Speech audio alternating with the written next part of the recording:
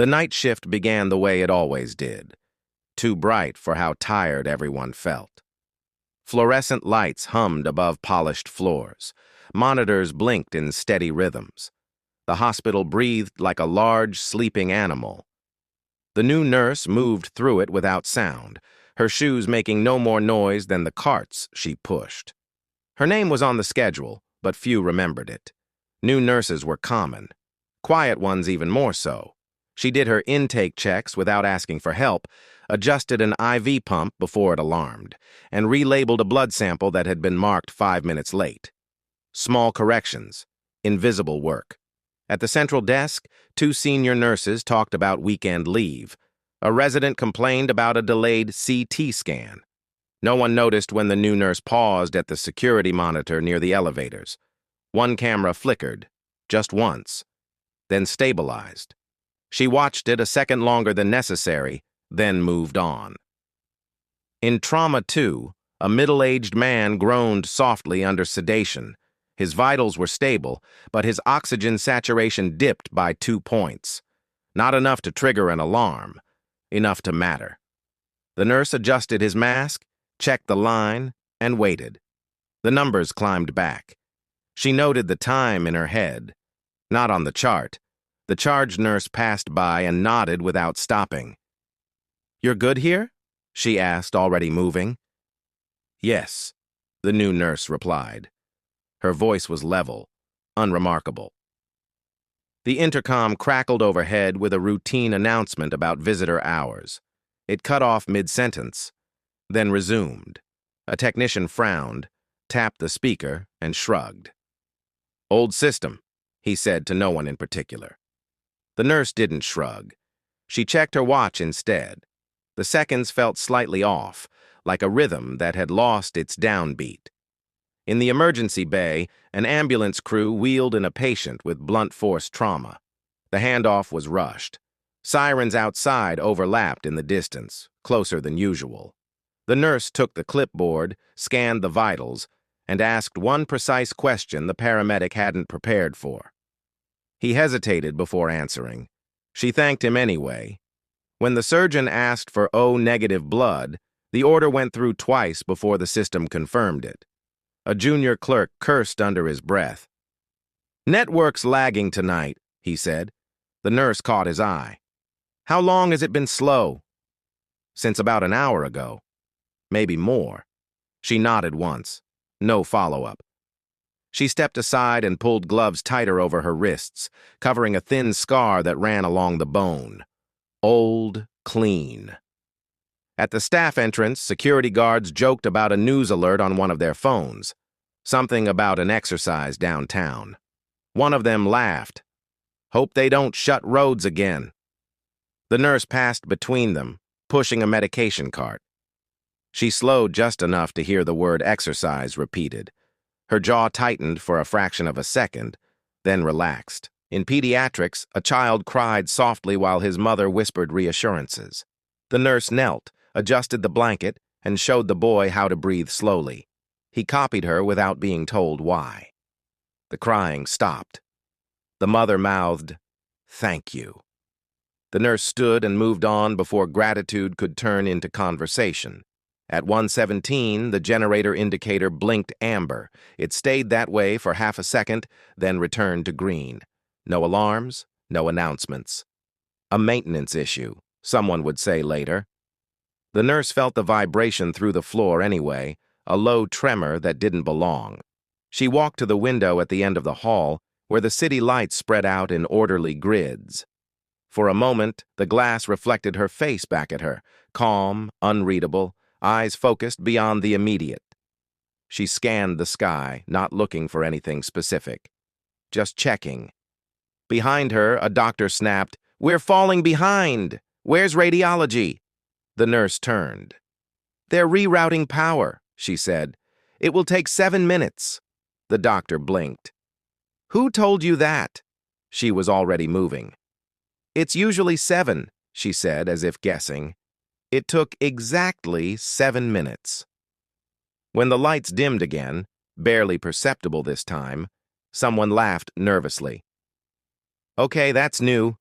The nurse reached the supply room and paused. Her phone vibrated once against her hip. She didn't take it out. Phones weren't allowed on the floor. She knew that. She also knew the difference between a notification and a signal. She finished her rounds without rushing. She corrected a mislabeled chart. She warned a resident not to push a medication yet, giving a reason that sounded procedural. He followed it, irritated, then grateful when the lab values came back wrong. By the time the distant sound reached the building, a low, rhythmic pressure in the air rather than noise, the nurse was back at the trauma desk, hands folded, waiting. No one else seemed to notice it yet. But she did, and she had known, long before the sound arrived, that tonight was not going to stay routine. The sound didn't announce itself all at once. It pressed against the building in layers, like weather moving in. At first, it was only felt in the chest, a dull pressure that made conversations slow without anyone knowing why. Then the windows began to hum, a faint vibration traveling through the glass and into the steel frames. Someone at the nurse's station frowned.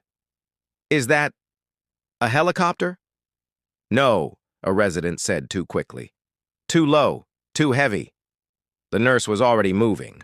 She guided a gurney away from the exterior wall and into a secondary bay, adjusting the brake with her foot. The patient inside barely noticed. She lowered her voice and told him to keep breathing the way he had been. He nodded, trusting her tone more than her words. Outside, the rotors became unmistakable, not the sharp chop of a news chopper, not the distant whine of medical transport. This was slower, deliberate, meant to be heard. Security rushed to the front entrance, radios crackling. One of them laughed again, the sound thin this time. "This has to be some kind of mistake." The automatic doors slid open and shut as if unsure what they were supposed to do. Dust drifted down from a ceiling panel near the lobby. A child began to cry. Someone dropped a metal tray, and the clatter echoed too loudly. The nurse checked the trauma board. She erased a name, rewrote it in cleaner block letters, and moved a magnet 2 inches to the left. No one questioned it. They were all looking toward the sound now. The first shout came from outside, distorted by distance and machinery. It wasn't angry. It wasn't loud. It carried authority because it didn't need volume.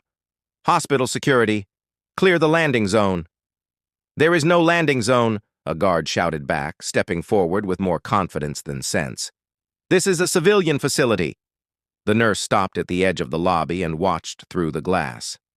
The helicopter's shadow passed over the building like a slow eclipse. Wind flattened the hedges and sent debris skittering across the pavement. The aircraft settled with precision that spoke of rehearsal, not improvisation. The doors opened again.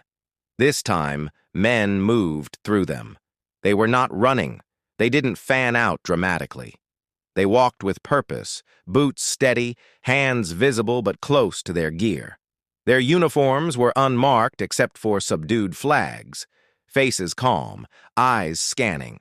A man in front spoke to security without raising his voice. "We need access to trauma and ICU immediately." "You can't just—" the head of security began. "We're not asking," the man replied. He produced an ID, held it up just long enough to be seen, then put it away. "We are here to retrieve a protected individual. We were told you have an Army liaison on site." The word Army rippled through the lobby like electricity. Phones came out despite rules. A nurse whispered a prayer. A doctor stepped forward, indignant. "This is a hospital," he said. "You don't get to take patients without—" The man turned his head slightly, just enough to acknowledge him. "Doctor, your patient is alive because of our people. We will not endanger anyone else here, but we will not leave without our liaison." The nurse stood near the wall, half in shadow. One of the soldiers glanced at her, then away. She looked like what she was supposed to look like. Another nurse, another pair of scrubs, nothing that demanded attention. The charge nurse leaned toward her and whispered sharply, "Stay back. This is not your problem." The nurse nodded and stayed exactly where she was. Inside Trauma 1, alarms began to sound. A patient's blood pressure dropped suddenly, unrelated to the noise but worsened by the tension. The surgeon barked orders. The nurse stepped in without being asked, adjusted the line, and handed over the correct instrument before the request was fully formed. The surgeon took it, irritated, then focused again on the patient. In the hallway, hospital administration arrived in a cluster. Badges, suits, clipped voices. They argued with the soldiers using policy language that didn't apply anymore. The soldiers listened patiently. They did not step back. "We don't have an army liaison," the administrator said. "If this is some kind of mistake—" "It's not," the soldier replied. "Our liaison was embedded under medical cover. Quiet. New. We were told to identify her by behavior, not by name." The nurse felt the shift then, not fear, alignment, like a map snapping into place. A junior doctor laughed nervously. "That's impossible," he said. "This is a civilian hospital." The nurse moved. She didn't step forward dramatically. She didn't raise her hand. She simply crossed the hallway at a normal walking pace and stopped near the soldier who had spoken. She addressed him without looking at the others. "You're blocking an oxygen corridor," she said calmly. "If you shift 2 steps left, you won't compromise your line of sight, and my patient won't desaturate." The hallway went quiet. The soldier studied her for a moment. Not her face, her posture, her timing, the way she hadn't explained herself. He moved 2 steps left. The patient's alarm steadied. Someone exhaled. The administrator stared at the nurse. "Who authorized you to—" "Sir," the soldier interrupted, still looking at the nurse, "we're under time pressure. We need to confirm our liaison and move." The nurse met his eyes for the first time. She gave a small nod. Not permission. Acknowledgement. "Your aircraft is too close to the intake vents," she said. "You'll contaminate the ICU airflow in 4 minutes." The soldier checked his watch without questioning how she knew. Understood. Outside, the rotors adjusted pitch. The vibration lessened. The nurse turned back to the charge nurse. "I need you to reroute foot traffic away from the east wing," she said. "Say it's a fire safety issue." The charge nurse opened her mouth to argue, then closed it. She did as told. No one announced anything. No one explained. The hospital adapted because it had to. The soldiers waited. The nurse stood still again, just another quiet figure in scrubs, as if she had not shifted the center of gravity in the room without ever claiming it. The sound of the rotors continued, steady and patient. The tension did not break. It reorganized. The soldiers adjusted their positions without being told. Not dramatically, just enough to create clear lanes through the corridor. Hospital staff moved around them instinctively, as if the building itself had suggested new paths. No one announced a lockdown, but doors that were usually open stayed closed. Voices dropped. Footsteps softened. The nurse did not take the center of the room. She stood slightly off to the side, close enough to intervene, far enough to avoid drawing attention. She watched the rhythm of the space, the timing between alarms, the pattern of staff movement, the way fear traveled faster than information. A surgeon approached her, irritation breaking through professionalism. "You," he said quietly. "What exactly is happening?" She did not answer the question. "Your patient in Trauma 1 will crash if you continue at this pace," she replied. "You're compensating for noise, not data." He stiffened. "Excuse me?" She leaned closer, lowered her voice. "Slow your hands. His pressure will recover if you let it." It wasn't a command. It was a correction. He hesitated, then adjusted. The monitor steadied. He didn't thank her. He didn't argue again either. At the far end of the hall, the administrator tried a different tactic. "We need names," he insisted to the soldiers. "Badges, written authorization." "You'll get paperwork," the lead soldier said evenly. "After we leave." "That's not acceptable." The nurse heard the edge in the exchange and stepped closer, still not fully inserting herself. She addressed the administrator without turning toward him. Sir, if you escalate this verbally, you'll lose control of the floor, she said. If you lower your voice, you'll keep it. He bristled. And who are you two? The lead soldier raised a hand, subtle but absolute. The administrator stopped mid-sentence, surprised by his own compliance. The soldier turned to the nurse. We were told our liaison would avoid direct authority, he said, but would intervene if patient safety was compromised. The nurse considered this, then nodded once. That's accurate. A pause followed. Not awkward. Assessing. We have a protected asset in ICU, the soldier continued. He's unstable. We need to move him to the aircraft within the hour. You don't, the nurse replied. The word landed without force. It didn't need it. She stepped toward a monitor mounted on the wall and pointed, not at the screen, but at the tubing beneath it. That line won't hold under vibration. If you lift him now, he'll bleed internally before you clear the roof. The soldier studied the setup. How long? 30 minutes, she said. If we reinforce and sedate properly, 40 if you rush. The soldier didn't look offended. He looked relieved to have a parameter. We don't have clearance for delay. You do, she said. You just haven't used it yet. He weighed that, then spoke into his radio, voice low. Codes passed back and forth. No one in the hospital understood them. The nurse did. She listened without reacting, filtering what mattered from what didn't. Command agrees to a limited hold, he said finally. But we secure the wing. You already are, she replied. You just don't know it. She turned to the charge nurse. Close ICU to new admissions. Tell intake it's a systems failure, not a security issue. The charge nurse swallowed. Administration won't like that. They don't need to, the nurse said. They just need time. The charge nurse nodded and moved. A soldier stepped too close to a patient room, his shadow falling across a woman's bed. The patient's heart rate spiked immediately. The nurse noticed before the alarm did. Step back, she said, not looking at him. He did. The heart rate settled. The soldier glanced at the lead, then back at the nurse. You've done this before. She met his gaze briefly. Not here. A stretcher was repositioned. A crash cart was moved without comment. The nurse corrected a dosage calculation under her breath, letting the resident take credit for the change. She redirected a confrontation with a look instead of words. Each action was small. Together, they shifted the entire operation. The administrator watched from the sidelines now, authority eroding without a fight. He opened his mouth twice, then closed it, sensing the wrongness of interrupting.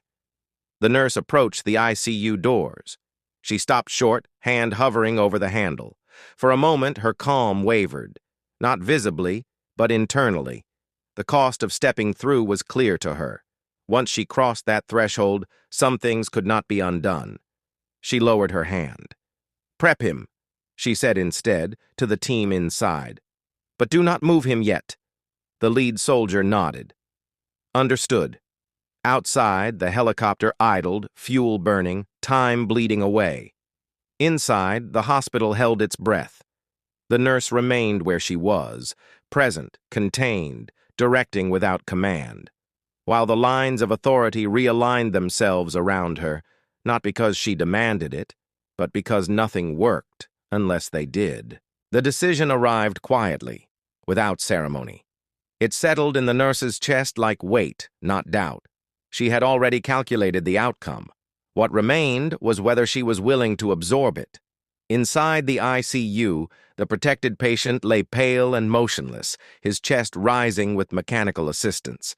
The monitors told a story that could not be rushed. Blood pressure fragile, coagulation unstable. He would survive transport, or he would not. The margin was narrow enough to feel dishonest. The lead soldier stood at the foot of the bed, helmet tucked under his arm. Command wants movement in 20, he said. They're pushing. The nurse adjusted a drip and didn't answer right away. She watched the waveform settle, then looked up. If you move him in 20, he dies on the aircraft, she said. Not immediately, quietly. You'll hand over a body that looks intact. The soldier's jaw tightened. And if we wait? He lives, she said. But you'll answer for the delay? I already am, he replied. She nodded. That mattered. A junior nurse nearby shifted nervously. We can't just hold a military operation, she whispered. They'll do what they have to, the nurse said gently. So will we. She stepped away from the bed and pulled off her gloves, slow and deliberate.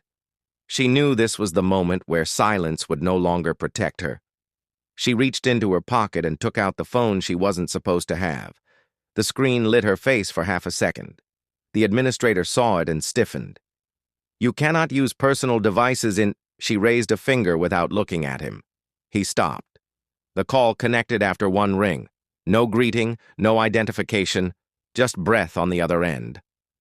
This is Hale, she said quietly. The line stayed open. I am holding extraction, she continued. 30 minutes. Medical necessity. If you override, you'll own the outcome. A pause. Then, faintly, you're not cleared to make that call. I know, she said. I'm still making it. She ended the call and slipped the phone back into her pocket. The cost arrived immediately. The administrator found his voice again. You are suspended pending investigation, he said, loud enough for others to hear. You have no authority to interfere with... The nurse turned to him fully for the first time. Her expression was calm, almost kind. If you remove me now, she said, this patient will die, and you will explain that choice in writing. He faltered, trapped between policy and consequence. He said nothing. The lead soldier exhaled slowly. We'll hold, he said into his radio. Medical delay, 30 minutes. There was pushback, voices layered through the earpiece. He listened, then cut the channel. They're not happy. They don't have to be, the nurse replied. Time stretched. Every minute felt longer than the last. The helicopter burned fuel. The soldiers stood their posts. The ICU team worked with controlled urgency, reinforcing lines, stabilizing what could be stabilized. The nurse remained present, correcting only what mattered, allowing others to act so her hands could stay free. A patient coded in a nearby room. The nurse moved without hesitation, stepping into the chaos, hands steady, voice low. She took compressions for a full cycle before handing off, sweat forming at her hairline. She did not look toward the protected room while she worked. She trusted the process she had set in motion. When she returned, the monitor showed improvement. Marginal, but real. The soldier met her eyes. You just bought him a chance, he said. She nodded. That's all anyone gets. At minute 29, the call came back. The phone vibrated once. She ignored it. The decision had already been made. At 31 minutes, the patient was ready. As they moved him, carefully, precisely, the nurse stepped back. She did not give orders. She watched for errors and corrected them with a word or a gesture. When the stretcher passed her, the lead soldier paused. You won't be thanked for this, he said. I know, she replied. Outside, the rotors rose in pitch. The aircraft lifted, clean and controlled, carrying its fragile cargo into the night. Inside, the nurse felt the weight settle fully now, the suspension, the questions that would come, the quiet narrowing of her future. She accepted it without visible reaction. The cost had been paid. The outcome mattered more. The hospital slowly resumed its rhythm. Alarms quieted. Voices returned to normal volume. The crisis loosened its grip. The nurse washed her hands at the sink, longer than necessary, as if grounding herself in the ordinary. Then she returned to the floor. Just another nurse again, carrying what no one else could see. The sound left first. Not abruptly. Just thinning, like a tide pulling back from shore. The vibration in the walls softened, then disappeared. The windows stopped humming. In the quiet that followed, the hospital seemed to realize how close it had come to something worse. People spoke again in full sentences. A nurse laughed too loudly and then stopped, embarrassed. Someone turned a television back on in a waiting room. Normality returned in pieces, careful not to draw attention to itself. The nurse did not rush to reclaim her place.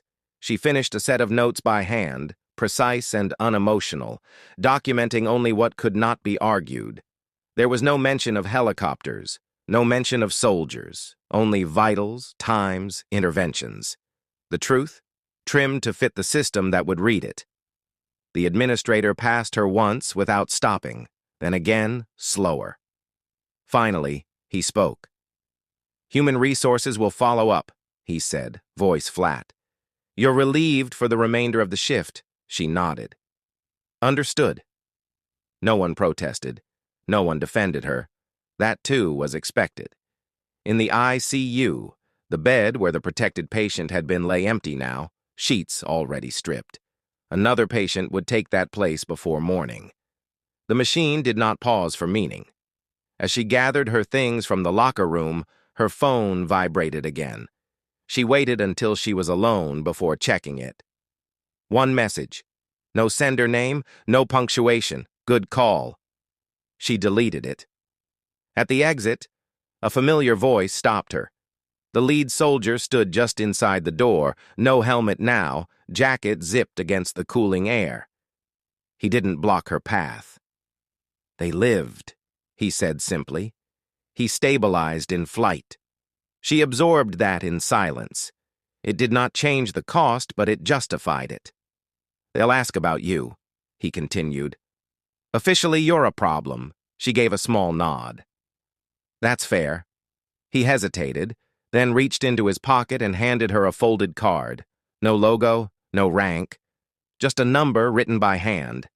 "If they push too hard," he said. "If they forget why tonight went the way it did." She took the card and looked at it for a moment before folding it smaller and slipping it into her pocket. "They won't forget," she said. "They just won't say it." He smiled once, briefly, as if recognizing something familiar. Then he stepped aside. Outside, the night was still. The landing zone showed only scuffed pavement and bent grass, no lights, no witnesses. The city carried on, unaware of what had passed overhead. She walked to her car and sat for a moment before starting it, hands resting on the wheel. The quiet pressed in, heavier now that the tension was gone. This was the part that never made it into reports. The aftermath, the settling. At home, she would sleep for a few hours. Tomorrow, she would receive an email. Words like review and procedure and concern would appear. She would answer them carefully. Some doors would close. Others would remain exactly as they were, unseen.